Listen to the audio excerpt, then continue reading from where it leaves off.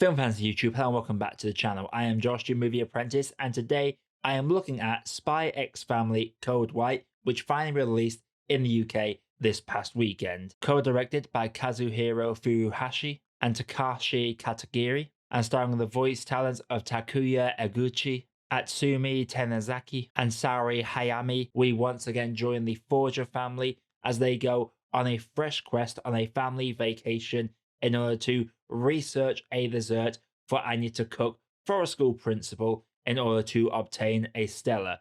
But after Anya accidentally eats a chocolate, it is discovered that this chocolate contained a bit of vital information that could cause the East and West to finally devolve into war.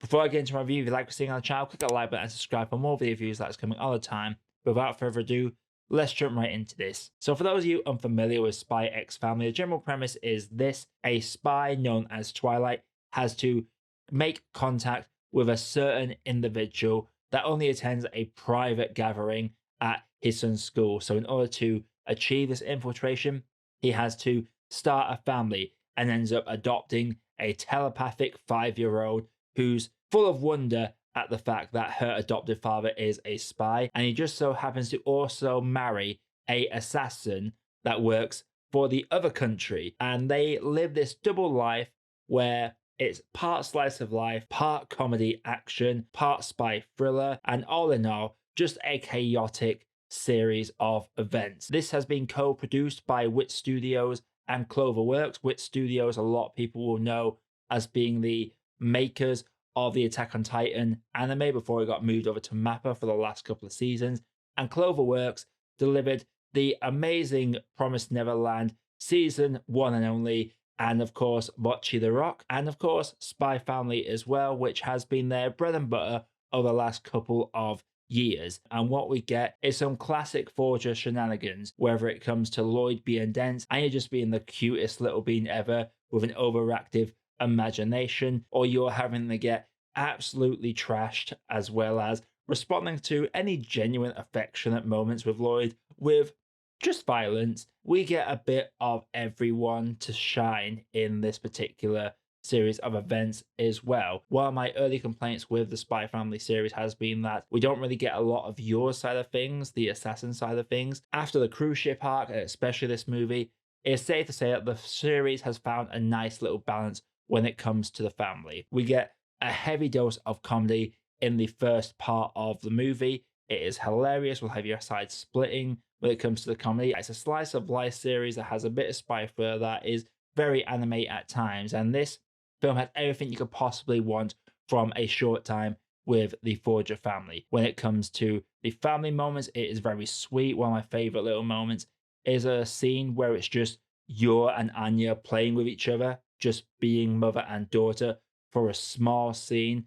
That is very heartwarming. It's a subtle moments as well, as Lloyd, Twilight, is always thinking about once this whole mission ends, that's when the family has to end as well. But there's also those little dead giveaway moments that spell out that he is very much happy to stay with his family forever. There's one particular moment where he doesn't have to beat up a couple of guys, but just from hearing a small bit of information from them in regards to an event that happens earlier in the movie, he beats them up, and it's such a dad win from him. There are moments for everyone to shine. Lloyd gets his moments to shine in the latter half. Yor gets an absolute badass action sequence, and it even shows her strong intellect when it comes to assassinations, because her character is overall very ditzy and thinks of the worst scenarios, while the early driving forces of this movie is her letting her bitchy colleagues get into her head and get paranoid that Lloyd is actually cheating on her because their marriage is actually a sham and is fake. Yes, the show and this film especially does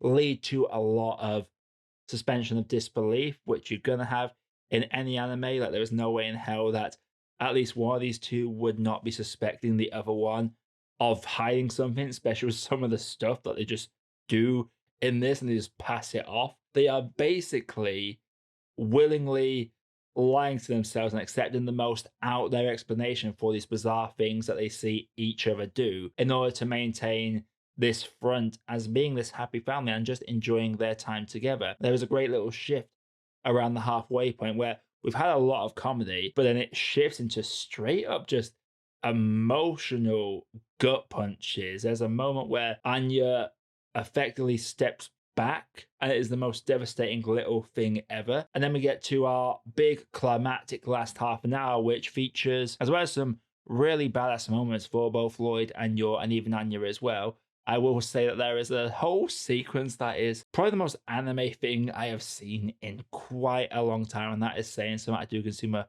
fair bit of anime. There is a whole sequence where the art style just shifts into something else and plays as a hallucination, and it just has to be seen to be believed. I will say that this film isn't perfect, and there was a particular joke that carries on a bit too long and made me feel a tiny bit uncomfortable. I will be completely honest. That is the only thing that really detracts this for me, because overall, Spy X Family Code White is everything you could want from a Forger family film. You get the comedy elements, you get the heartfelt moments, you get the deniability moments of the true feelings for each other as a family. We have the high stakes, one wrong move could genuinely lead to the ascension of war. And in the very next scene, we cut to standard school stuff with a young boy not realizing he has a crush on Anya. The way it blends the different tones is something to be admired. And that's why I think this show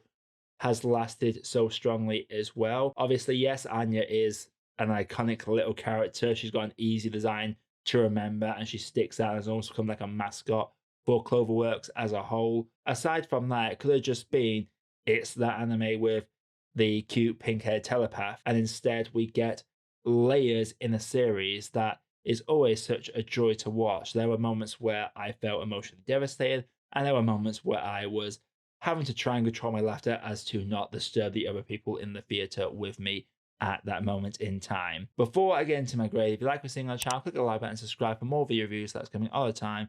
But without further ado, let's grade this. Spy X Family Code White is something that follows on nicely from what you've seen in the series so far. But anyone wants to just jump in and experience this family as a whole, the film gets you up to speed pretty quickly in some expositionary narrative dialogue like they would do in the old spy shows. And it's just a case of sitting back and enjoying the ride. The film almost takes place in two parts and tells two completely different stories, but they both blend together and connect seamlessly over the course of the runtime.